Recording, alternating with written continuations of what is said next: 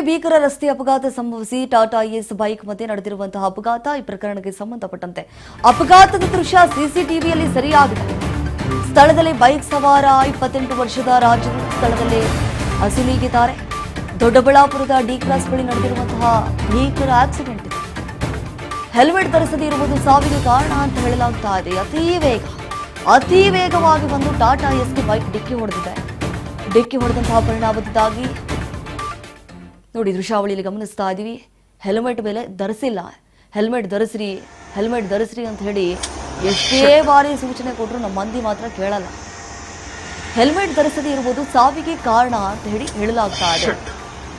ಅತಿ ವೇಗವಾಗಿ ಎಷ್ಟರ ಮಟ್ಟಿಗೆ ಸ್ಪೀಡ್ ಆಗಿ ಬರ್ತಿದ್ದಾನೆ ಆ ಬೈಕ್ ಚಾಲಕ. ನೋಡಿ, ದೊಡ್ಡಬಳ್ಳಾಪುರ ನಗರ ಠಾಣಾ ವ್ಯಾಪ್ತಿಯಲ್ಲಿ ನಡೆದಿರುವಂತಹ ಭೀಕರ ಆಕ್ಸಿಡೆಂಟ್ ಇದು. ಬೆಂಗಳೂರು ಗ್ರಾಮಾಂತರ ಜಿಲ್ಲೆಯ ದೊಡ್ಡಬಳ್ಳಾಪುರ ಹೈವೇಯಲ್ಲಿ ಅದು ಹೆಲ್ಮೆಟ್ ಹಾಕಿಲ್ಲ, ಅತಿ ಸ್ಪೀಡಾಗಿ ಹೋಗ್ತಿದ್ದಾರೆ. ಮುಂದೆ ಟಾಟಾ ಏಸ್ ಹೋಗ್ತಾ ಇತ್ತು. ಆ ಟಾಟಾ ಏಸ್ಗೆ ಹಿಂಬದಿಯಿಂದ ಜೋರಾಗಿ ಹೋಗಿ ಡಿಕ್ಕಿ ಹೊಡೆದು ಬಿಟ್ಟಿದ್ದಾರೆ. ಈ ಅಪಘಾತದ ದೃಶ್ಯ ಸಿಸಿಟಿವಿಯಲ್ಲಿ ಸೆರೆಯಾಗಿದೆ.